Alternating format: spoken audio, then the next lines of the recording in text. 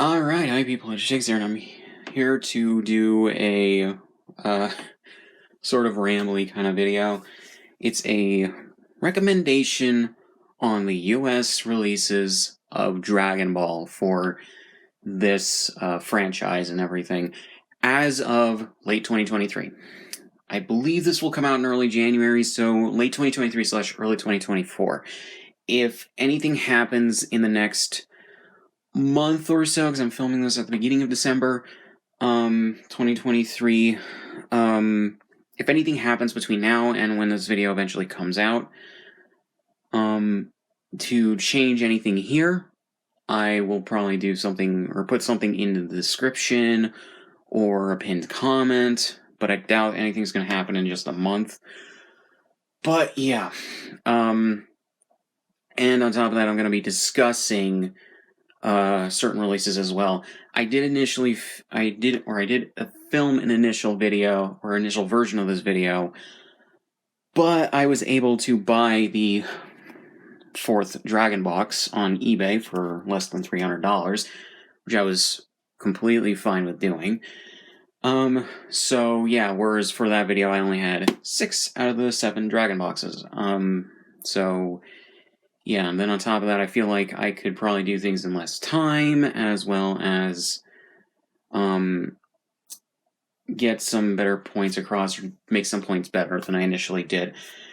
Eventually, I plan on getting monetization back on this channel, so eventually when I do get monetization back, I will put that as an exclusive for channel members. So if you're at a point where you see the join button next to the description, or the subscription button down below this video, where the description thing is, consider becoming a channel member so that you can watch that video, as well as some other older videos that I currently do not have public because I've either filmed newer, better versions of the videos, or I just don't like those videos anymore.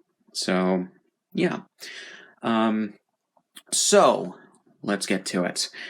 So Dragon Ball needs no introduction at this point in regards to how big of a franchise it is. It's been going ever since 1984 when Akira Toriyama started writing it for Weekly Shonen Jump, and it's been going pretty strong for when this video will come out, 40 years now. And that is quite an achievement. It's weird because Dragon Ball is about as old as the TV show for TV series for Thomas the Tank Engine. That came out in 1984 as well in the UK. You could probably name some other shows that came out and movie franchises that started in 1984, or really popular movies or TV shows or pieces of media that came out in 1984 as well.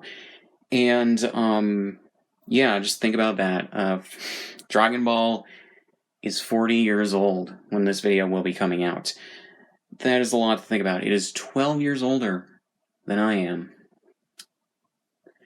I don't know how to feel about that, but, you know, well, that's just something to think about another time when I'm dead. But anyways, yeah, so, and then, Dragon Ball started in 1984 when the manga started. 2 years later, in 1986, Toei started adapting it into an anime with the original Dragon Ball, as you can see right there. About 3 years later, after 150 episodes and 3 movies, they then relaunched the series as Dragon Ball Z in 1989, and that carried on into 1995, I believe, for the anime. The manga stopped in 1994, so it went a complete 10 years and had 10 story arcs. Dragon Ball Z went on another year and had a total of 291 episodes, the original Dragon Ball 153, as well as 13 Dragon Ball Z movies, usually coming out 2 a year. So there's just about as many original Dragon Ball Z movies as there are Beatles albums. So, put that in perspective. So, yeah, but the Beatles also, actually in about as much time too, because the Beatles they made studio albums for about 7 years, and the Dragon Ball Z anime ran actually 6 years, because 1989 and 95, that's about 6 years. But yeah,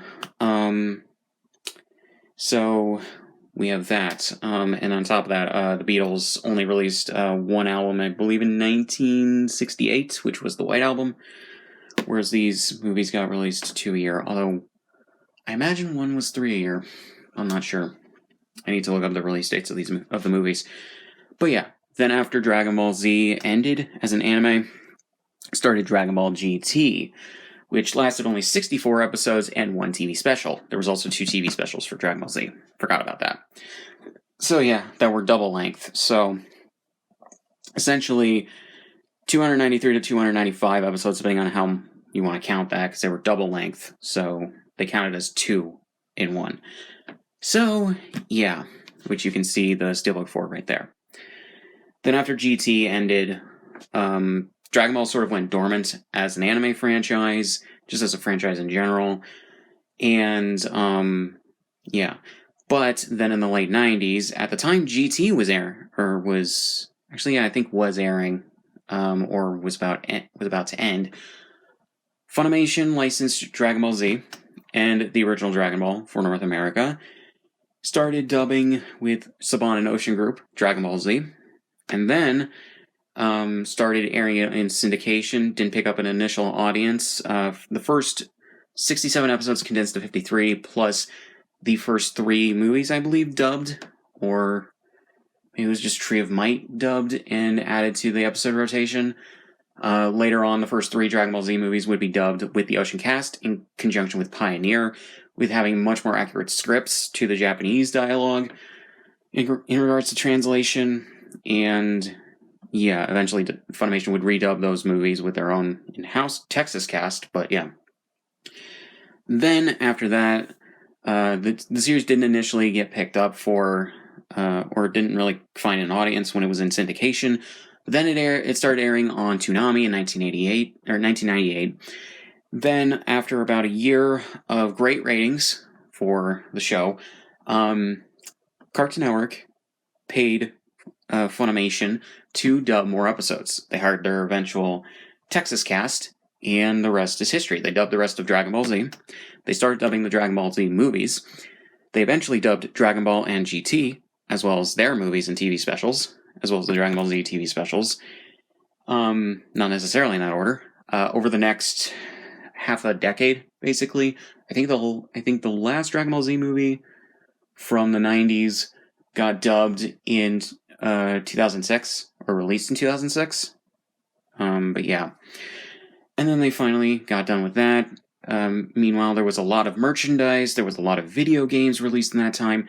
Everything was going great. Then, Toei and Bandai, mainly Bandai, were starting to see lower sales for Dragon Ball as a property because of the fact that there wasn't a running thing to promote any merchandise for. That's where they got the idea to recut and remaster the footage into Dragon Ball Z Kai, to which they subcontracted a company known as Q-Tech for the first 98 episodes. Q-Tech recut the first half, I believe, of Dragon Ball Z, or roughly the first half, into 98 episodes, cutting out the majority of the filler, making it closer to the manga in terms of pacing and characters and everything. And yeah, just making it closer to the manga, and which was the intent of the anime. Dragon Ball Z Kai would eventually be redubbed, or dubbed into English and other languages, and those dubs were pretty successful. It was not a success in Japan, or at least not that much of a success, mainly because of the fact that it's not a new anime technically, and it's just seen, I believe, this is what I've read, I could be wrong, apparently it's just seen as a needless recut of the original Dragon Ball Z, which people in Japan like a lot. I think it's mainly because of nostalgia, because, Jesus. Anyways, just in regards to the pacing and how it was adapting the manga at points, no, the English dub doesn't help. But anyways, yeah, they canceled Dragon Ball Z Kai at episode 98, although in Japan, only the first 97 episodes aired because of the earthquake that was in 2011, causing an episode to be skipped, which was the last episode, which was just released over there on Blu-ray and DVD. Overseas, it aired on Nicktoons and I think Toonzai. So, yeah, when it eventually got dubbed and aired in, I think, 2012. So yeah, because a year lag time usually for anime dubs, at least at the time. However, due to the strong reception to it overseas, Toei commissioned in-house in 2013 Dragon Ball Z Kai The Final Chapters, and that ran for, well, it was supposed to only be international, then they needed something to replace Toriko, and that got canceled due to low ratings, I believe, and low merch sales and everything, and low manga sales, I think, and readership. So, yeah, when that failed to take off. And then, yeah, they ran it on TV in Japan. They condensed the 69 episodes that were condensed from, I think, a little over 90 or so. So basically still like over 20 episodes worth of footage cut, which was mostly filler. Some of it was canon manga material. I don't know why they cut it, but whatever. But anyways, I do kind of get why they cut it, but not relevant to the discussion. But yeah, they condensed it to, I think, 61 episodes, cutting out more stuff at the beginning of the saga that didn't really matter to the overall story that the arc tells, to get it into the meat of the arc quicker, and then eventually released it on Blu-ray over there and DVD. Kai the Final Chapters would eventually come out in 2017 at the same time as Dragon Ball Super's English dub. So, yeah. I'm assuming it was due to the fact that they were running the first 98 episodes on Toonami, and they wanted to get those aired before going into Kai the Final Chapters as sort of a seamless kind of thing. So, yeah, which I understand, but at the same time, they made no announcements that they even had it. Although some of the actors like Sean Schemmel and Kyle Hebert at some conventions back in 2016, when people were asking about it, they started wondering as well. They confirmed that they had recorded their voice lines for their characters, and yeah, it was just a mystery for a while, but then they announced it, and all is right with the world. So, yeah, and then that aired throughout 2017 and then 2018, in a time slot shared with Dragon Ball Super, where Kai the Final Chapters aired first, and then Super aired in an hour-long block, and yeah. But before Super, we got two films, Dragon Ball Z Battle of Gods, which you can see right there, as well as Resurrection F, and after Dragon Ball Super finished airing, we got the Dragon Ball Super Broly movie, and then a few years later, we got Super Superhero. And currently, the franchise is waiting for the next installment, Dragon Ball Daima. I think this was also the thing when I originally recorded the video. I don't think Daima was announced. So, yeah. Or maybe I forgot about it. But that's basically it. Now, home releases. Home releases in North America specifically. Mainly USA. Dragon Ball has had a very, very rough history. Mainly Dragon Ball Z. It's had a very rough history of home releases here in the States. I'm going to cover the ones that I don't have very briefly, and then as I go along in regards to mainly Dragon Ball Z, but some of the others as well. First was unedited and edited VHS and DVDs in the late 90s and early 2000s. That were both dubbed and in Japanese. And some were also with the original Oceancast recordings, and then later on, Funimation redubbed those episodes uncut and re-released them on DVD. So, yeah. Those were the ultimate uncut sets. They got canceled after, I think, 2 or 3 volumes, and yeah, not the first time that that's happening, but it's for entirely different reasons than what I'm going to talk about with a later Blu-ray set. But yeah, so, yeah, then there were also singles, I believe, and packs on VHS and DVD for the original Dragon Ball and GT, as well as VHS and DVD releases for the 13 Dragon Ball Z movies, as well as, I believe, the original Dragon Ball movies, but I could be wrong there. But yeah, So I do not have those releases, and I don't care to. But then in 2007, Funimation decided to cancel the Ultimate Uncuts. Well, I think they had canceled them in like 2006, maybe.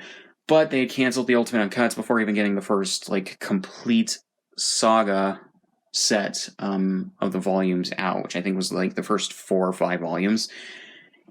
Like, they literally stopped like 1 or 2 short. And you can tell because they released the first one, I believe, with this box set. That came with, I think, a Goku action figure. The second volume, I think, came with a Vegeta action figure or some action figure to incentivize people buying them. And then, yeah, if you have the Ultimate Uncuts, you know the pain of the fact that you're missing like 1 or 2 volumes. So, yeah. That never got released, even though it was planned. Not the first time I'm going to be saying that. Anyways, so, yeah, they released, in 2007, the Orange Brick sets. The Orange Brick sets are fucking terrible. They are genuinely the worst home release this franchise has ever seen. Why I say that? Well, Funimation chose to get 3rd gen duplicated masters from Toei in the mid-2000s.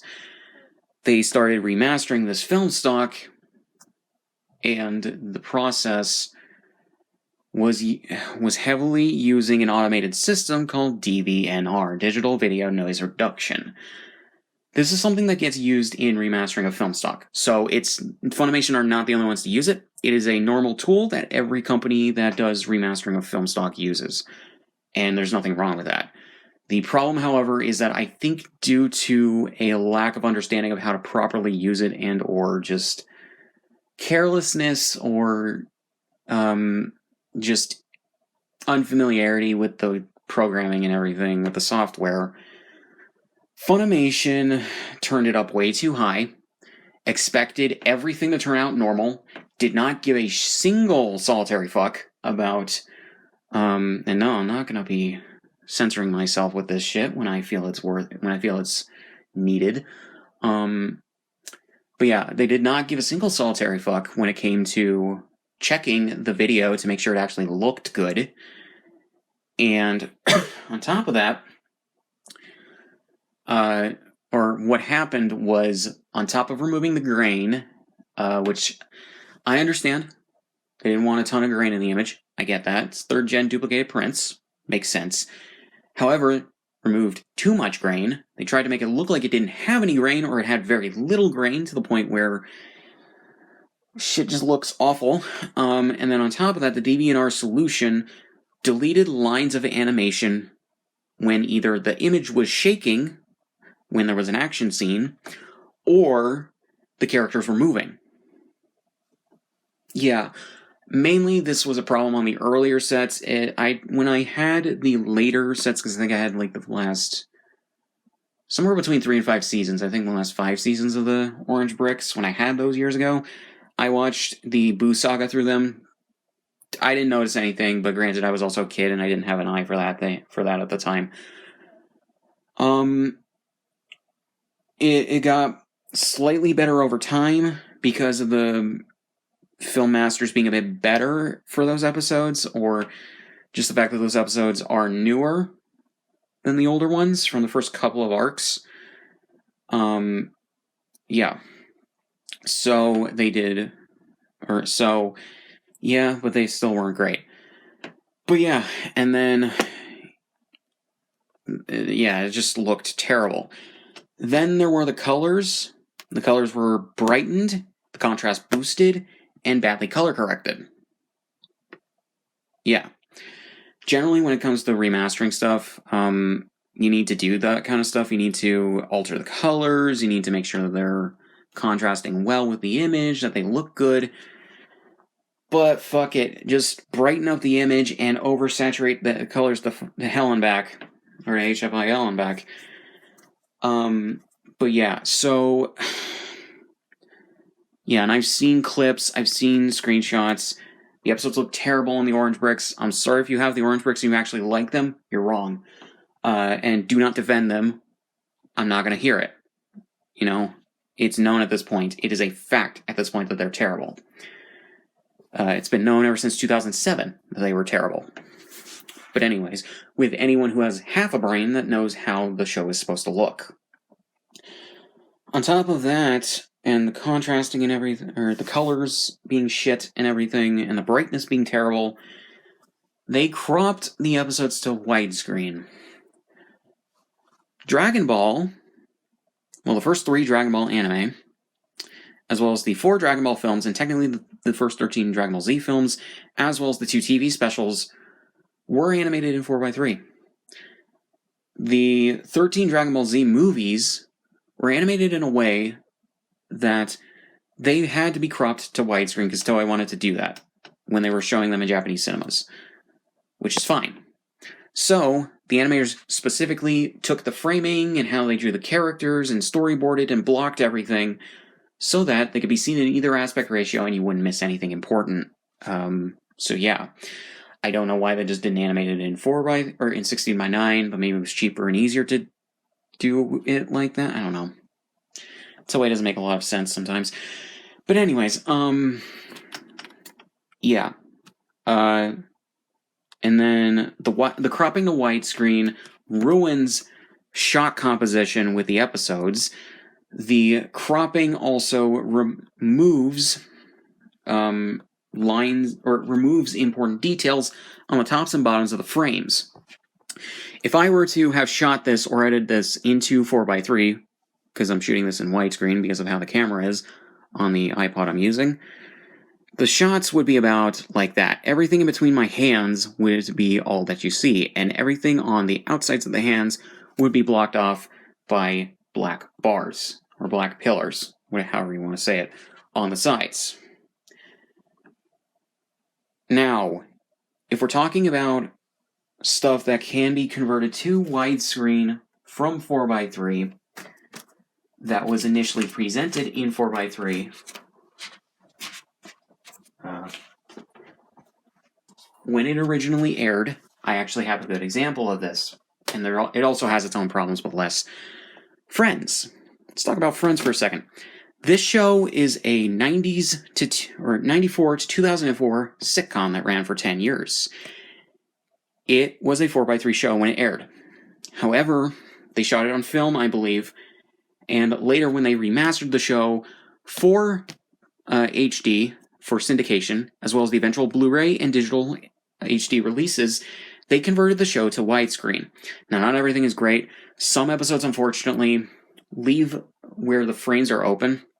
They did not take proper care to either digitally paint out something or someone on the side that was not meant to be seen. That when they were shooting the episode, depending on what episode it is, would have been cut off by the black pillars. This is how TV shows used to be shot, by the way. Even when you had the open frames on the film, they were shot like this. Like Star Trek The Next Generation. Talk about that in a second as well. They left in stuff like body doubles that stood off frame so that they could do takes without one of the actors being present on screen, and or whatever. Go watch what's his name? Dylan Is in Trouble. Dylan Is in Trouble did a retrospective on the entirety of Friends that he watched over the course of, like, I think 4 months is what he said, or maybe over a year, however long he did it. He points out several episodes where there are shots where you'll have characters between one camera cut, then it cuts away to them, camera cut, they're still there, and then after several more camera cuts, you have a body double that's standing in for the actor because of the take that they were using. But, yeah, if something is in where it was shot so that it could be presented in widescreen at a later date, like Friends was, you don't really have much of a problem there. You just open up the frames. The shot composition doesn't quite make sense in widescreen, but it's not ruined. You know? But there's a difference for animated stuff. Animated stuff is specifically older animated stuff that was animated in 4:3, whether it's a movie or a TV show, or whatever. These are animated to be seen in a specific aspect ratio. The reason for that or the reason it cannot be expanded to widescreen is because it just wasn't drawn that way. And it wasn't shot that way and blocked that way. And if you don't know what that means, basically, they drew the characters on cells, they drew the background separately, and they put the characters on a translucent bit of plastic, I think, and put them over the backgrounds, and then used a camera, literal fucking camera, to shoot or to take a picture, a snapshot of the character with the background for that particular moment, for whatever it was, onto film, and then it was done. Now, there is a little bit of stuff that is off the edges, like there's a bit more to the side, but that's not meant to be seen. That was generally just there as, or to make sure that, like, stuff was on the sides for when they eventually cropped it down to 4x3, to a proper 4x3 for TV airings. Yeah. So, yeah, you ruin shot composition, you ruin the way a picture was meant to be seen, or a scene was meant to be seen, when you crop something that was meant for 4x3 and shot in 4x3 for widescreen. Unless if Toei were to reanimate this show from the ground up, this show will never actually be in true widescreen. Why did they do this? Well, in 2007, widescreen TVs in HD started becoming the norm worldwide. You started having plasma screens and widescreen LCD screens and whatever else. Now this is commonplace, but back then, that was just starting to become the norm. It wouldn't take another couple years until everything started being shown in HD on TV. But yeah, that's when that started. Now, some shows were being prepped for that eventual transition. If you ever check out Warner Bros. Shows from the early to mid-2000s and some Disney stuff from either in the late 90s to the mid-2000s before that became the norm, they actually animated stuff in 16:9. If you look at, for Warner Bros. Specifically, What's New Scooby-Doo, the original Ben 10, and other shows from Cartoon Network that were being shown at the time, some of them were animated in widescreen and HD. So they are preserved in that aspect ratio. Obviously, they were blocked for 4x3 because they would have had to be cropped or squished into the frame to be properly shown. But now we can watch them in widescreen and nothing is missing. And there's no black bars on the sides. But Dragon Ball Z cannot be converted to widescreen. It just can't. There's nothing on the sides to use for a widescreen crop. So yeah, they did that, and they released the show over 2 years, between 2 or 3 years, technically, between 2007 and 2009. So yeah, in that format. In a very cheap box sets, for like $20 a pop, over 9 season sets, that had about, I think, somewhere between 35 to 40 episodes a box. Yeah. And they stocked them in places like Walmart. Those sold very well because they were cheap and they were the first really complete way to buy Dragon Ball Z on home media. Yeah. Make a note of that. I'm going to come back to it later. So, yeah. But then, and the reason that they didn't license the Dragon Box Masters, which the Dragon Boxes were originally released in Japan in 2003 after Toei, and this comes from Geekdom 101, I kind of trust him with this info, because he's talked to people in the industry, and he's done his own research into this stuff. Apparently, they wanted to license the Dragon Box Masters earlier than they actually did.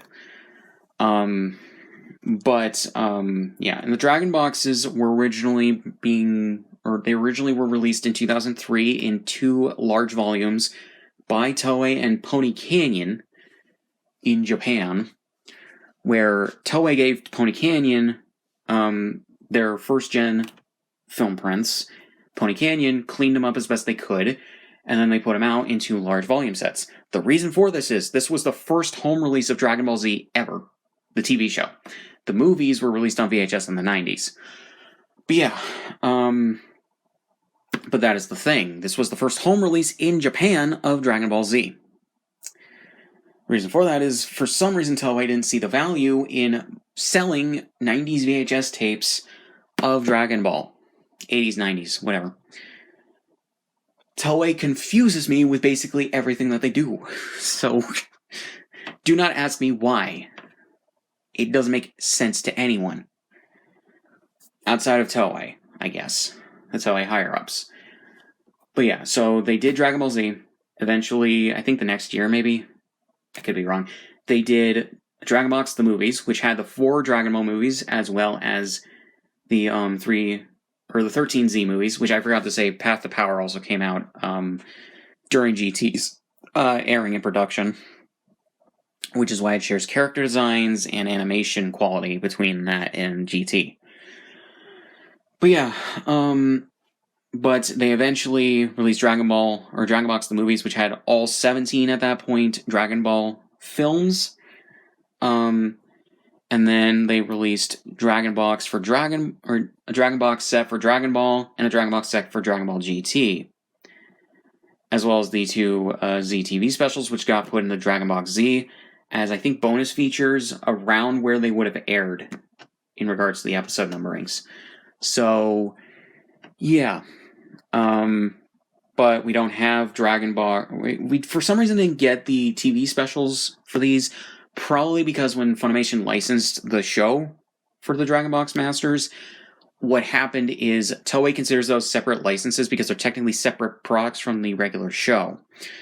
So, they just didn't give Funimation those materials. So, yeah. Yay, Toei! You screw things up every time. Anyways, so yeah, plus Funimation would eventually put out their own remasters, which that wouldn't be so bad if those weren't cropped to widescreen as well. That is also a thing. As much as Funimation likes to market the 2 Z TV specials, History of Trunks and Bardock, Father of Goku, as movies, they're not movies. They're 2 TV specials. They're 2 45-minute TV specials. They're double-length TV episodes. They are not meant to be seen in widescreen. Do not crop these ever again, Funimation / Crunchyroll. It's my spiel. And what's stupid is they originally released those in 4x3 on the earliest DVDs and VHS releases that they had for those, but cropped those for that release and the Blu-ray copy. Anyways, so yeah, which I do own. I just don't have it right here. It's just off to the side. It's basically the same thing, just in high definition. But yeah. And these are just 480p, I believe. Anyways, so, yeah. And just pretty much apply in regards to the cropping, why that's bad, like what I said with the orange bricks. The remastering is also not as bad as the Dragon Ball Z show was, because those were saved on 35mm film. If you don't know the difference between this is also a major thing. Major tangent. All 3 Dragon Ball series were also saved on 16mm film, which is the norm, I believe, for a lot of, like, TV stuff. Only, like, bigger Hollywood studios would have saved TV shows, if they were shooting them on film, on 35mm film, like Star Trek. Oh yeah, that's also a thing I was going to say about Star Trek The Next Generation. Go back to the rant I had on Friends, that if for some episodes, in some shots, you had stuff that wasn't intended to be seen on the sides being shown in the expanded widescreen edit of the show from the remasters, that they didn't care to properly paint out or make right, or they couldn't find versions of the shots where the actual actors, I think, were in those shots, unfortunately. So, and I guess they just didn't want to do any photoshopping. But anyways, so Star Trek The Next Generation, when it was being remastered from 2012 to 2015, Or was it 2014? Actually, I think it was 2014 because they did 3 seasons, I think, in 2013, and then, so they did 2, 3, 2 because 7 seasons.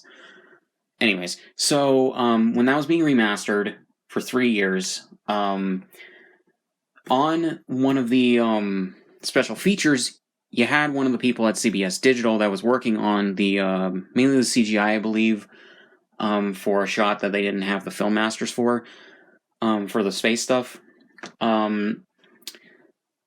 Where they were recreating what was originally there, just in higher definition. The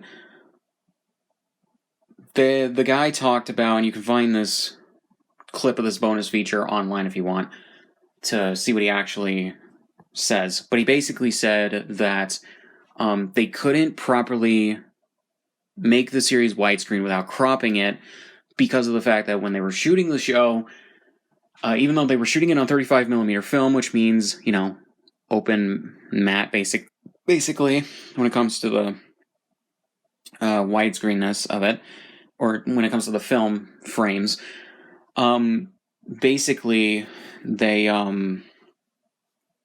couldn't do that because the majority of the shots when they were shooting the show have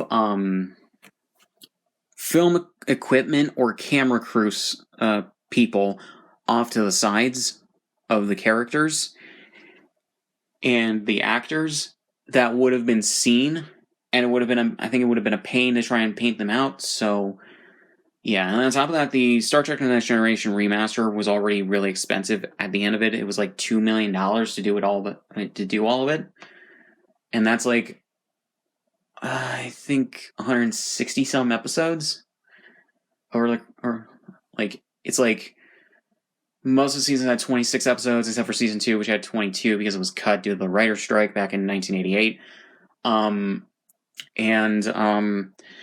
So like 160 some, right?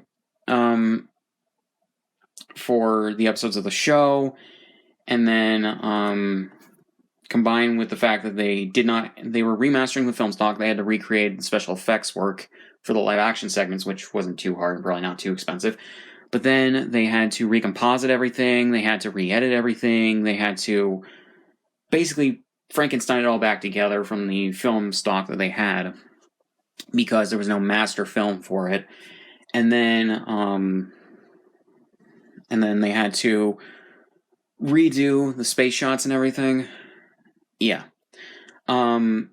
So they basically could not properly make the show widescreen without cropping it. Cropping it would have ruined the shot composition and would have ruined the intended look of the show. You would have cut things out. You would have, even if you were to do it selectively, you would cut things out. You would just make it just not as watchable as it used to be. So they went with the keep it in 4:3 way of doing things, which is fine. That's fine. No one really cared. So yeah, I think if Star Trek fans can deal with the fact that Star Trek: The Next Generation could not be converted to widescreen, I'm pretty sure Dragon Ball fans can accept the fact that Dragon Ball Z cannot be converted to widescreen without cropping. And they can deal with watching the show in 4:3. On top of that, if they don't care, they can easily use either the stretch function on their TV remotes or the zoom feature on their TV remotes to basically get the same result. This just defeats the argument of cropping the show to widescreen. Just stops it dead in the water. Anyways, so yeah. So the Orange Bricks finished coming out. Got the Dragon Box Masters, which I don't think that they planned on it being like that. They just happened to get the Dragon Box Masters as soon as they were wrapping up the Orange Bricks.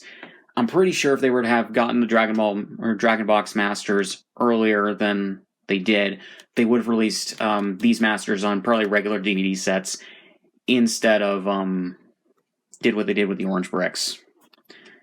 I'll give Funimation that much credit. I'm assuming that that's what they would have done because, they would have just spent a lot of money getting these Masters.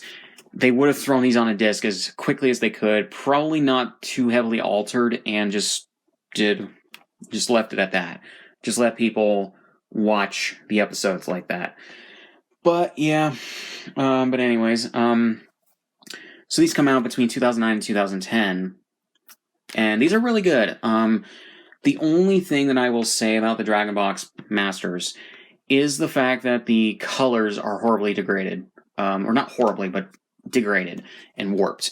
The show did not receive any color correction from what Toei gave Pony Canyon in regards to the Film Masters. Apparently, Toei also didn't store the Film Masters that well either. I should also say, in regards to 16mm film, 16mm film can degrade pretty quickly when it's not stored properly. It can also look bad if it's not kept really well. There were some episodes of Dragon Ball Z from the Namek stuff for some reason that were saved on 35mm film. I don't know why, but they chose to do that for some reason.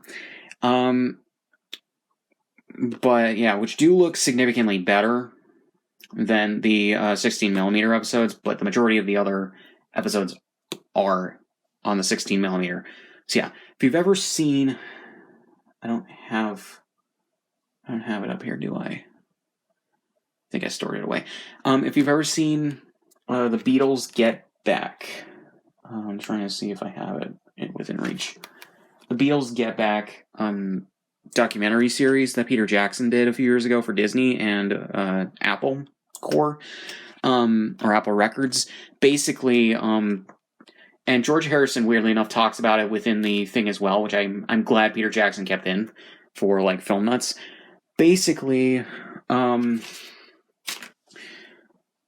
George Harrison talks about this where he said basically the plan for that was first a TV special, I believe, or maybe it was a live performance on TV for what was going to be Get Back, but then eventually became Let It Be. Then they instead chose to do a TV special, and then they chose to instead do a feature film, mainly because they had one more film left over in their film contract with was it United Artists, whatever film company that they had signed that deal with back in like 1980 or 1964. So yeah, basically to just take care of that. But yeah, because they had done A Hard Day's Night, Help, Magical Mystery Tour, and they thought Yellow Submarine was going to fulfill the contract, but the United Artists deemed it no. So, they instead chose to do what was Get Back, then became Let It Be eventually. And yeah, that's just how that went. But that film was stored on 16mm film as well. Or the footage was stored on 16mm film as well. When Peter Jackson remastered that footage into HD, for one, they cropped the stuff because it would have been shot in 4x3 because they wouldn't have cared. For the framing and everything, because it was intended to be just shown on TV at first, which is why they chose 16mm film stock. But then, the film was almost 50 years old at the time that Peter Jackson was working with it, so it had degraded a bit. The colors were a bit warped, so it did receive a color correction, which I think the colors in that documentary series are fine, but if you look at the remastering work, the heavy DV&R solution applied is comparable to the Orange Bricks and eventual Seasons at Blu-rays from Dragon Ball Z. So, yeah, it's just live action instead of a cartoon. But, yeah, it's like toned down the DV&R, and I think the show would look much better. Just saying. Or the documentary would be. So anyways, same with Dragon Ball, but I was talking about the Beatles Get Back. So, yeah. Where am I going with this next? But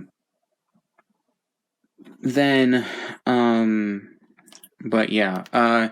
So, yeah, the film wasn't the best film stock to be using to begin with, but then they apparently didn't store it well over the next decade and change, and then on top of that, they did not color correct it right or at all, and on top of that, there's inconsistently colored tints to a lot of the episodes, and I know because I made a fan edit of the first episode of Kai the Final Chapters for the Boo Saga footage, and I could, because I have an eye for this kind of thing, as well as working with the footage, I could tell that there was inconsistent color tints between shots of just like 1 or 2 episodes that I was using, that I was cutting down the footage for.